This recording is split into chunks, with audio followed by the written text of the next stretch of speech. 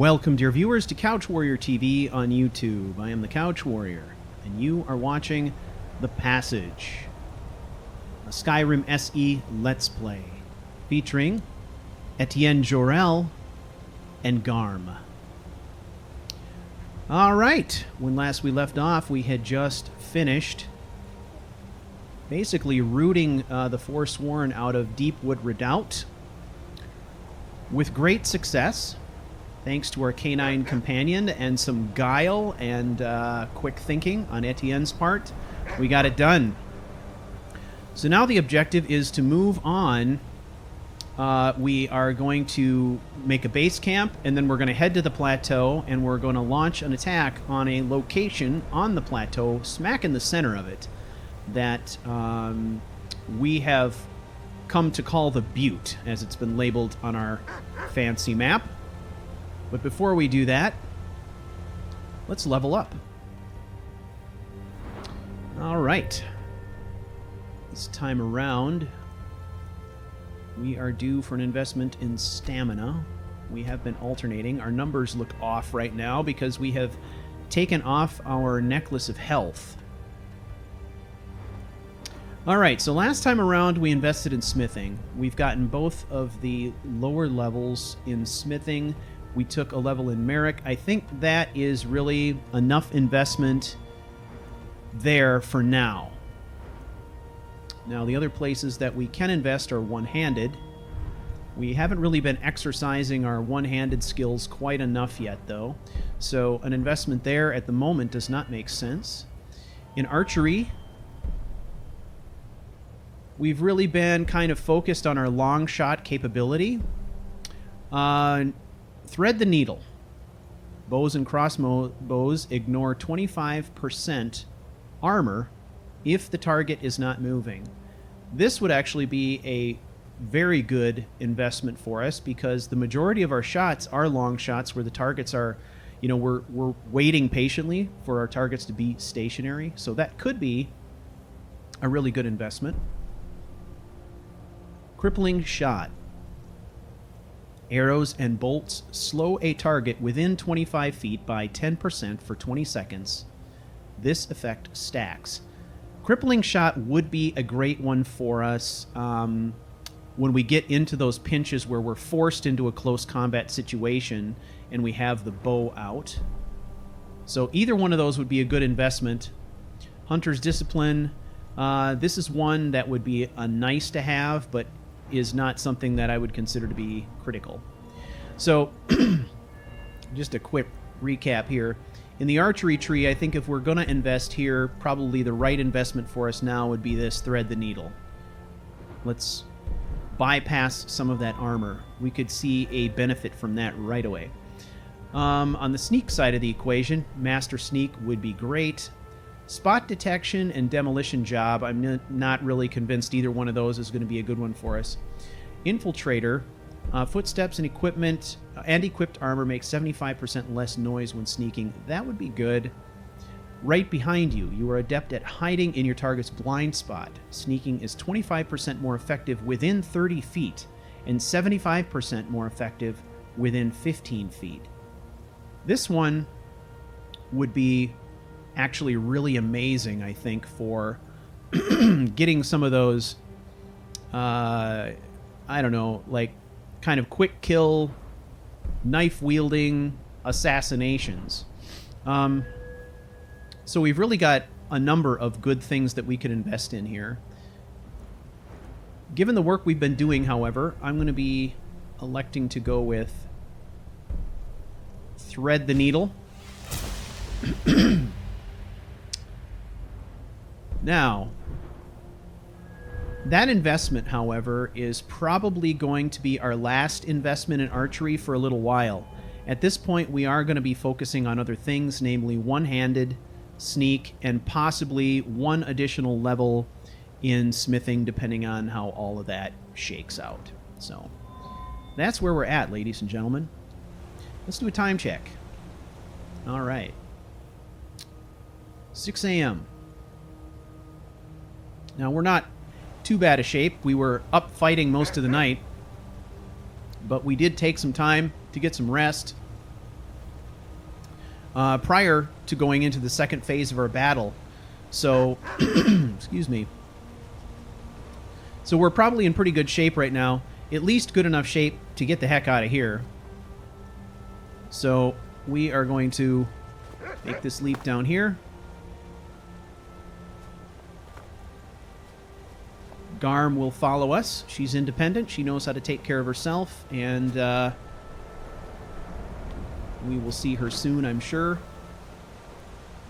Now, we're going to make a quick check the rest of the camp. Make sure we've grabbed anything that might be of use. Iron shields and weapons. Those could be smelted down into iron ingots, but thus far I haven't seen a lot of use for iron ingots. So it's probably not worth the wait. So we're going to stay away from those for now. Excuse me. Got a little bit of a hoarse throat today, so I apologize. I'm going to be clearing my throat probably frequently in this episode. I'm hoping that it doesn't become too distracting. I'll cut that stuff out when I can. Okay. Let's cut some wood while we wait for Garm to join us.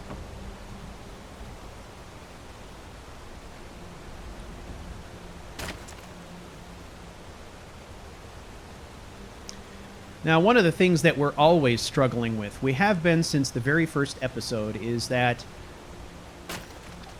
through our exploration of the Reach, we have found a number of locations that provide us with crafting stations. But we have yet to find a single location that has everything we need in it, right? So, with that in mind, we're just collecting wood and materials whenever we can. I am going to check here to see if... I'm not keeping track of what I have for steel ingots. I don't think I have any. No, I don't. I was going to see if I could actually make some arrows. But this is a good time to kind of run through this anyway, because we have acquired some perks. Now we have opened up a whole world of opportunity for ourselves here to actually start creating our own elven arrows. And really, that's really going to significantly enhance our damage output. That's very good news. We can also make Nordic arrows, damage 12. Elven arrows, damage 14. The elven arrows are by far going to be our big money damage at this point, so... Alright. Wow, look at these cool boots. Gloves. Dang, look at that. I don't know that that's Etienne style, but that looks awesome.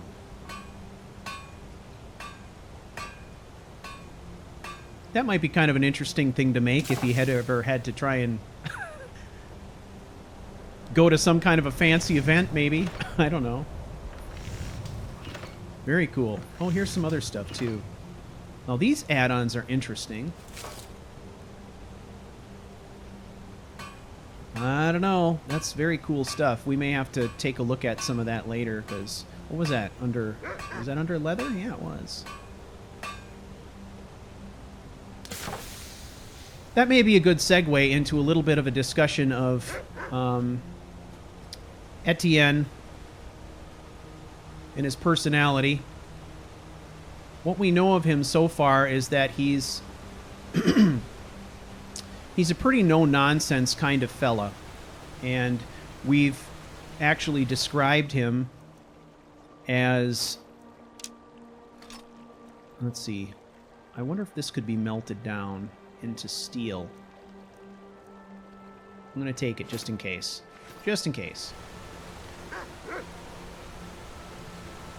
But he's lived primarily a military type of existence. And one of the things that I really... I plan to do this in a bit more depth, but I thought that it would provide a little bit of insight into the psychology of Ettient, is I think that, you know, when we talk about character development, a lot of times what I like to talk about is these concepts of weaknesses, and more specifically vulnerabilities. And when I say that, the distinction for me is that a weakness for a character would be something that causes them trouble. So a weakness for Ettient might be his ability with a sword, for example, right? I mean, we really haven't invested in any swordsmanship perks of any kind and stuff, so that's really a weakness. You put a sword in his hand and he's at a disadvantage. Where that differs from a vulnerability is, when I'm talking vulnerability, we're talking about emotional vulnerability. And what is the vulnerability or vulnerabilities that cause him to make some of the decisions that he does? And so I've been giving this some thought, and one of the things I love about this format of Let's Play is that we're kind of crafting the character's background and story as we go, as we encounter things in the world, as we get a chance to inhabit the character's brain and experience things and react to things. Oh, puppy. Come on out of there, girl. I'm sorry. I tried to miss that thing. So when I think about Ettient, what I think about is someone who at some point in his life has had a loss so significant that he has decided he is better off being alone than becoming attached to anyone. Because the pain of that loss was so significant that he can't bear the thought of going through it again. And so, as I think about that scenario, this is what I came up with. As we know, Ettient served in an elven military group, primarily a scouting group. And at that point, the military unit that he was serving with was basically made up of people who were friends of his, childhood friends. They were conscripted by the Thalmor when the Thalmor decided to basically launch a full-scale war against the Imperial army. He was conscripted. And so, as a group, he and his friends willingly joined up. It's a fairly common story. Young men who band together and they join the military together, thinking they're going to go out and seek adventure. And he and his friends join the military, and he ends up in a scouting unit that is made up primarily of childhood friends. And at some point during the Battle of Red Ring, his unit is decimated and he sees his friends die. And he is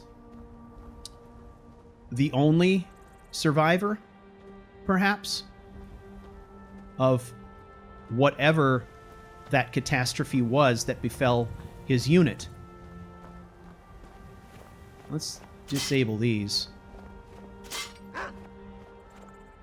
And when that happens, it puts him into basically an emotional free fall kind of a situation where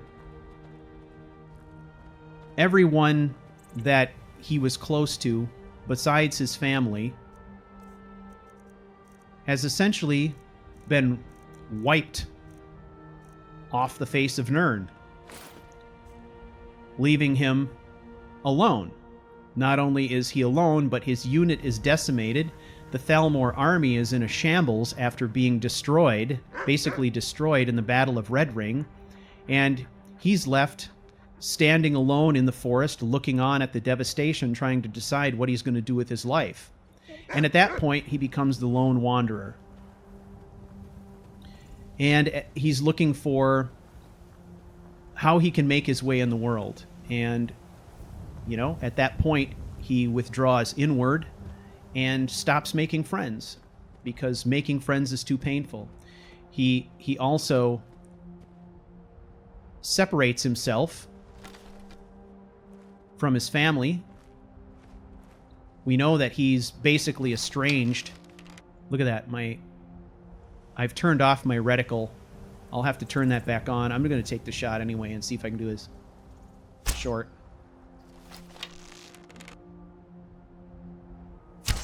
Oh, there's one hit without a reticle. I'll take it. Oh man, I don't want to hit Garm. Come on, girl, you got this. She got it. All right, let's fix that, shall we? Sometimes I turn off, I just disable the HUD so I can get some nice panning shots. Those panning shots I get generally when I'm closing an episode. I do that by just turning off the HUD so, you know, we don't see all the crosshairs and weird stuff. But so he's left alone, and he becomes withdrawn from society, withdrawn from his family.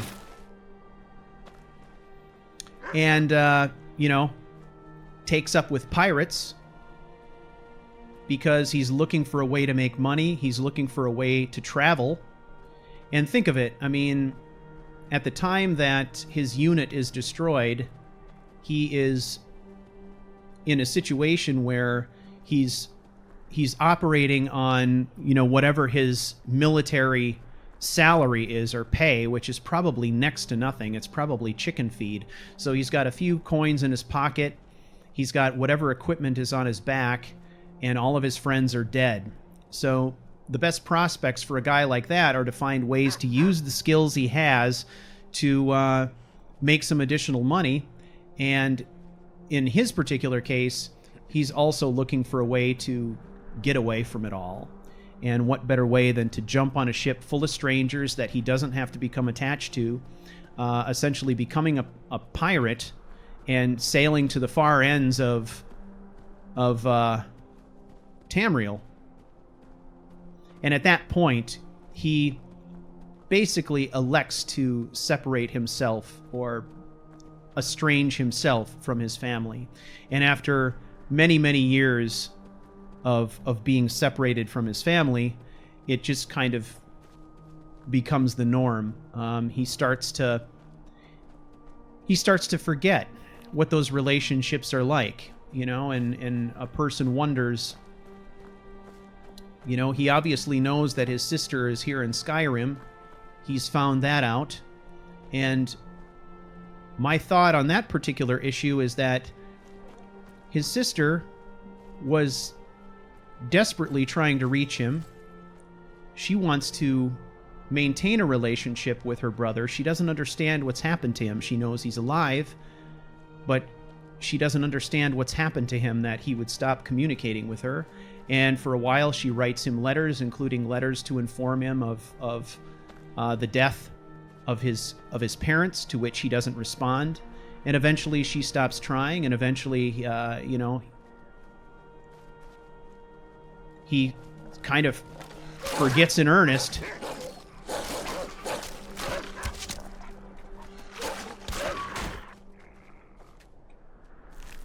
All right. And there you have kind of this gradual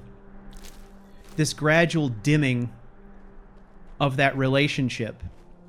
And he's heard enough from his sister in her desperate attempts to try and reach him to know that she has become desperate, right? She's become desperate. She's on her own.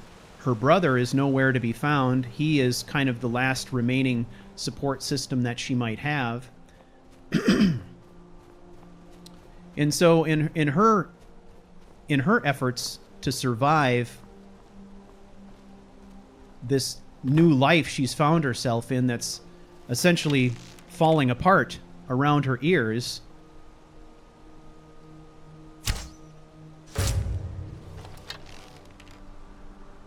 she marries. She marries a man who at the time is an Imperial officer. Yeah, I love that glitch. It is definitely my favorite glitch of all time. Oh, there he is. Jeez. It's like all I can do to keep from falling off this ledge here.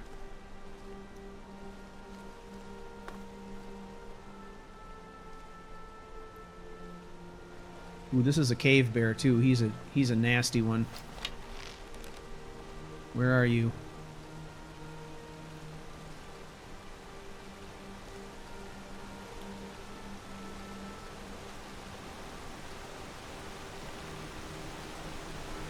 Is he in the falls or underwater?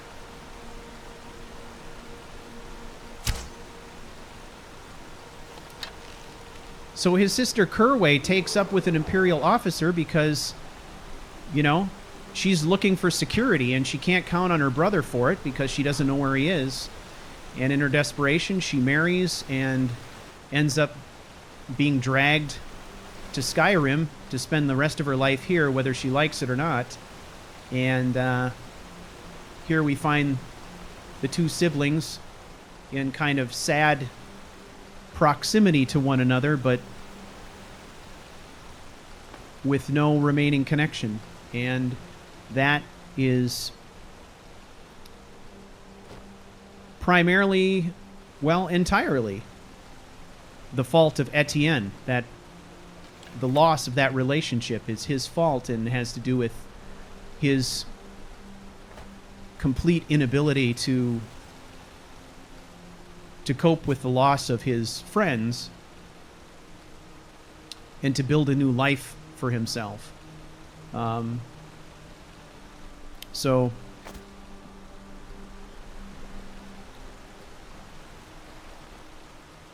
it's a sad state of affairs for Ettient, and I think that if you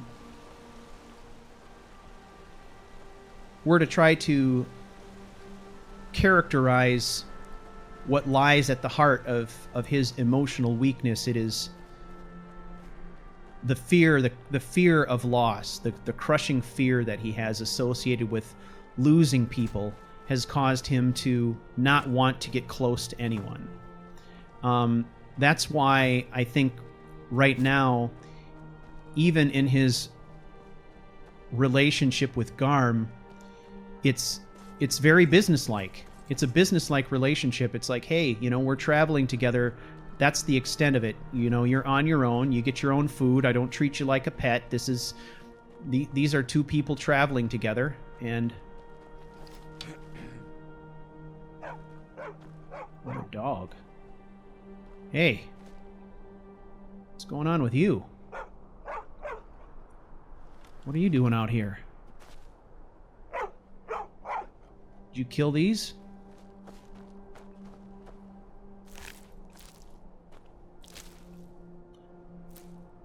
We'll just take the tails. These skeevers are yours. You can have them. We're just taking the tails.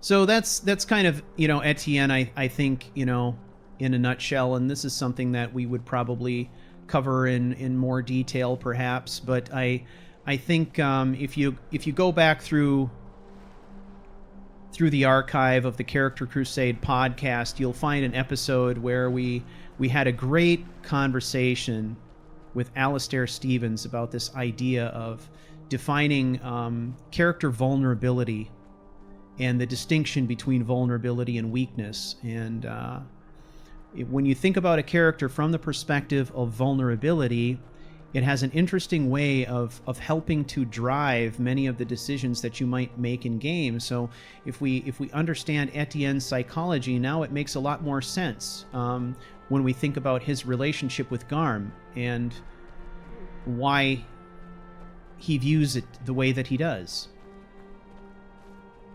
And why perhaps a dog is a much better companion for him than a person would be, because he has trouble getting close to people.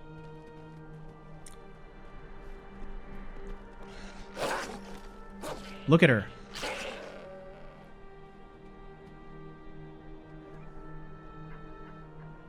That was awesome. See, that goat was aggressive towards us?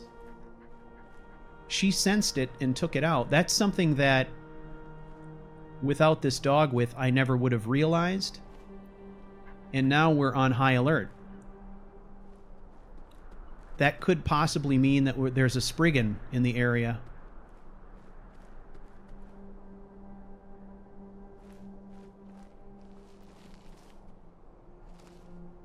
Because Spriggans can make animals crazy like that, make them aggressive. Now we saw somebody walking up ahead. I don't know what that is, but we've got to get a better look.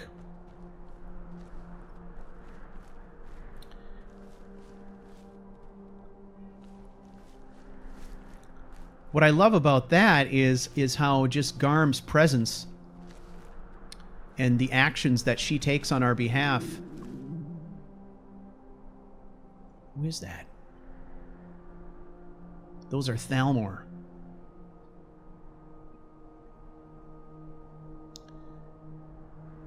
The actions that she took on our behalf alerted us to something that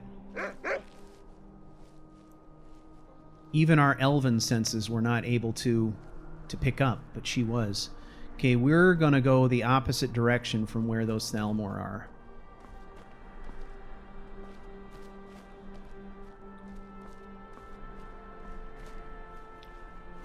Hopefully this won't take us too far away from where we need to go. We're very close, actually, to the spot where I want to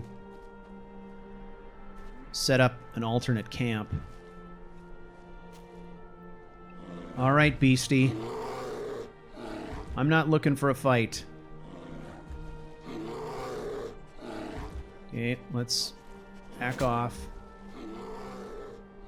Son of a gun. We're boxed in here a little bit. I need to get around this bend and ascend these rocks. So, let's go up here. I'm not concerned about Garm. She takes care of herself. She knows how to outmaneuver a big fat bear.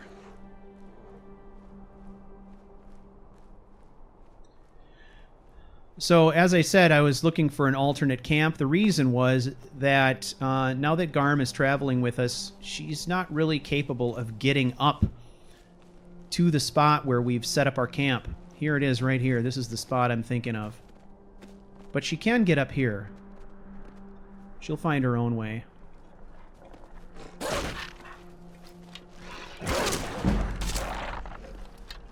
Hey, goat.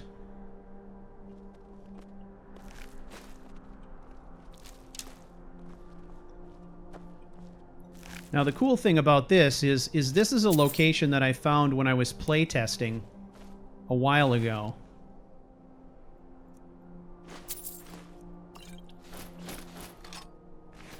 And the reason it's amazing is because I've been playing this game non-stop since 2011 and have never found this spot before. And I will tell you that during the course of playtesting Ettient, and I'll tell you, when I say playtesting, what I mean is that for every episode of the passage that you see, I've kind of played through some of the scenarios already to try to understand how the mods work and stuff. Like I said, I did a fair amount of testing to see if Garm was going to be a suitable companion. Well, to do that, generally what I do is I try to do some of the things that I think Ettient would do in the story. And it's a way of testing my theories, I guess, to determine if what I want to do is going to work. Sorry, bud. That was a rather disrespectful and unceremonious chucking over the edge. But Ettient is not a very sentimental fellow when it comes to that sort of thing. Maybe if it was someone he knew. he would feel differently.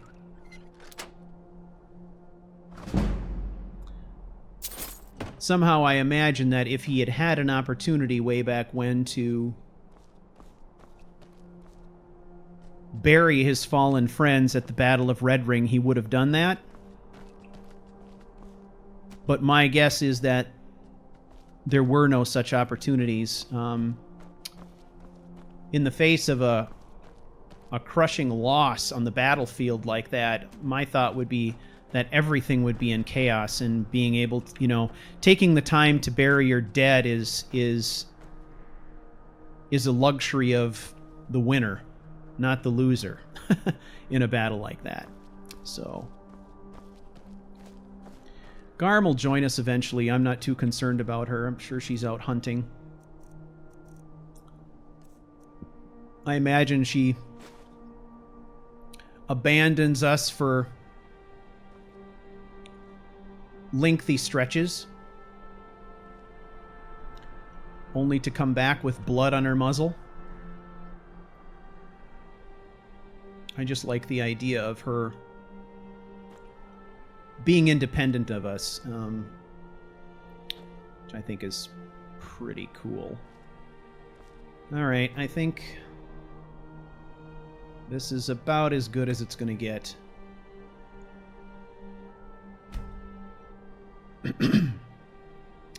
So this is a location that I like for a number of different reasons, not only just because Garm can reach it, but I will go over with you some of the amenities that I see as being significant here. All right, so let's do this. Let's just get completely set up. Tanning rack, we'll put that in place, say, right about there. That's pretty good. Plus it helps to disguise some of that shenanigans going on there. It's very rare that you can ever find a spot big enough and flat enough to accommodate a tent this size, so we just do our best. This is a pretty good spot overall. Okay.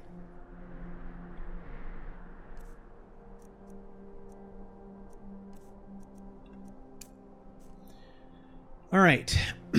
I think that let's gather some wood.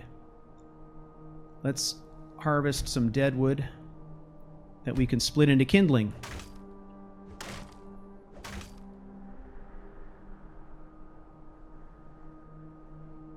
You know what? Let's do one more time. One more round.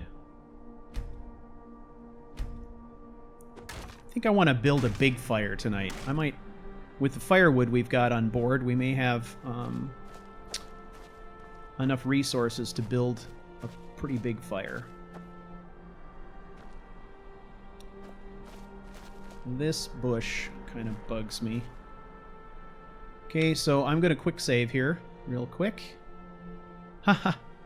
Alright, and I'm going to attempt to disable that bush. Okay, there we go. Hacked out some undergrowth there. Okay. So let's build our fire. Set it back a ways.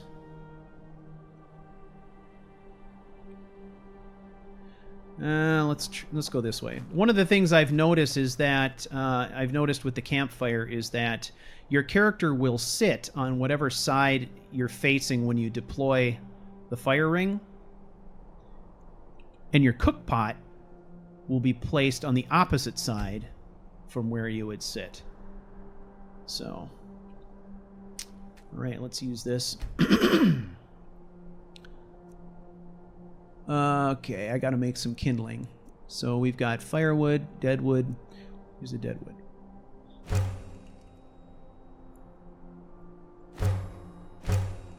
We'll split all this deadwood into kindling.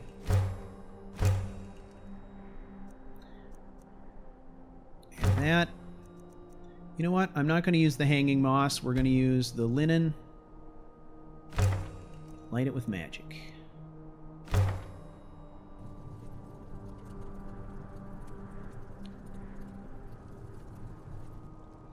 Alright.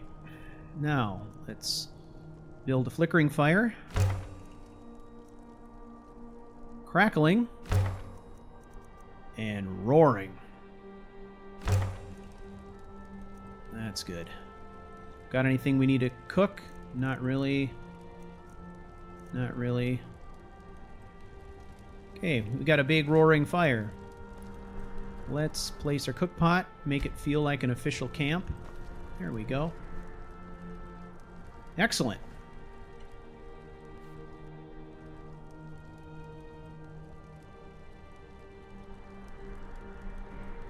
Okay, so I said that I was going to show you why I like this spot. Let's go over it.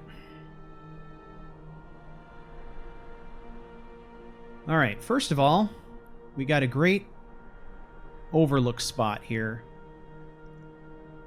Look at that rugged terrain, and we can see a lot of it from here. There's areas here that we're very familiar with. This is our troll camp, where we encountered the troll there. That's the Dwemer ruin that we found, but we have not investigated as of yet. Okay. And this is this valley here that we frequent often. We're often traveling through here on our way to the Orc Stronghold and so forth. This is the direction we generally go when we're headed back north towards Dragonbridge and we want to stay off the roads. So that's good. The fact that we've got a chest here that we could drop things in temporarily if we wanted to is a bonus. We've got a reasonably decent approach here, right? It's, yes, anybody can climb it, but where we're situated, we're well out of sight, concealed by some trees here. Garm can negotiate that pretty easily.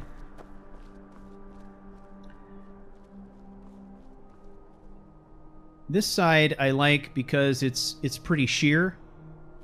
We're not going to see a lot of enemies approaching from this side, so we've really got one approach to worry about, and this would be probably not a great spot if Ettient was on his own, but if he's got an alarm system in a dog like Garm to rely on, that's great.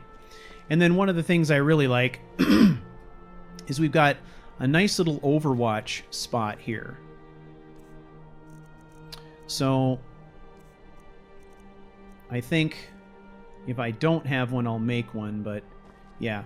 I'll make some rough bedding and put it right here. We'll have kind of a little outpost spot where we can sit and watch and observe, similar to what we have in the Crow's Nest. But you can also kind of get right down in here, and from this concealed spot right here, we can see a lot of things. So this is the pass here that leads up to the Crow's Nest. This is the pass here that will take us to the Lover's Stone and down to the bridge. And then this area down here will take us to Markarth. Then, of course, from this side, we can see off into the valley more. We've got a little shooting platform here where we can be sort of covered on one flank and fire from here if we need to. So all is well. It's a good spot, I think. So let's go see if we can gather up Garm. She must be out hunting somewhere.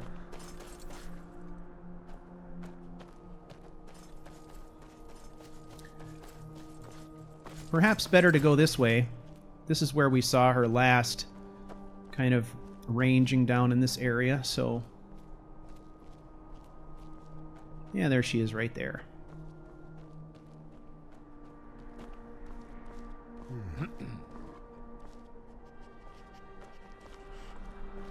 Hey, girl. Come on. Let's come this way. You coming? Wah.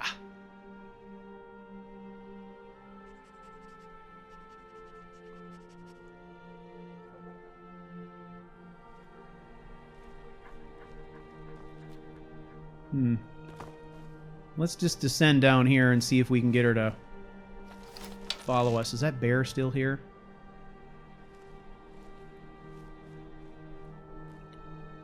I'm going to leave him be. She's really kind of stuck there, isn't she? She's not going to move. One thing I will say about Garm is, as much as I like the dog and the simplicity of it, having a way to sort of remotely call the dog would be a nice-to-have type of feature. And at this point, you can see she's not responding to my requests. So we're going to do our quick save again. Quick reload. All right. Whoa. Sorry about that. Okay, I'm going to tell her to guard the spot. Now I'm going to sort of reboot the follow. Is she just stuck here? All right, well.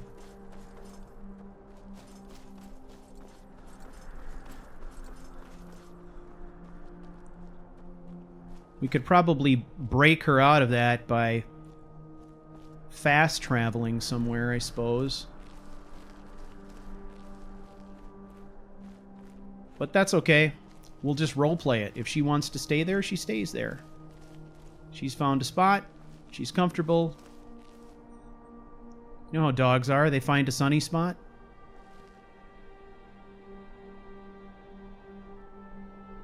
Look it. Spriggans.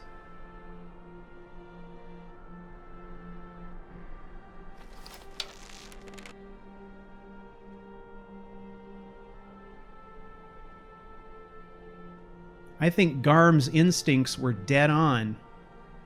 Although we didn't see Spriggans here before. We saw Thalmor before. But the fact that she just killed a goat out of the blue and the goat was kind of being aggressive makes me think that she sensed something that we did not.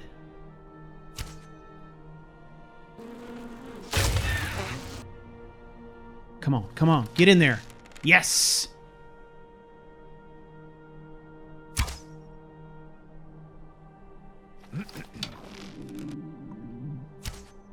Oh, I missed. Another one? In there? Yes! Good shooting, Ettient. Okay, who's spotting us now, though? Ooh, the aggressive goat.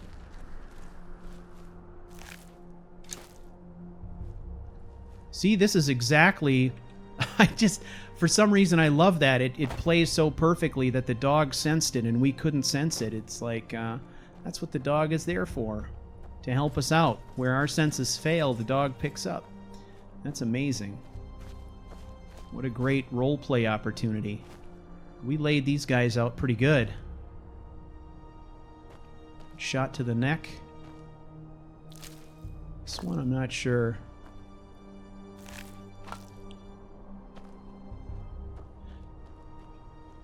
Spriggans are tough customers, but they are definitely... They're scary, and yet they're one of my favorite aspects of the game. I love Spriggans. They're just so interesting and kind of creepy and cool at the same time. All right. I wonder what it is about trolls that Spriggans don't like. Maybe trolls are too smart to be controlled by a Spriggan? There's something maybe beyond animal intelligence that they can't be controlled? I don't know. Alright, well, normally we don't hunt goat, but this time we sort of had to. So we'll take it back to our campsite and cook it up.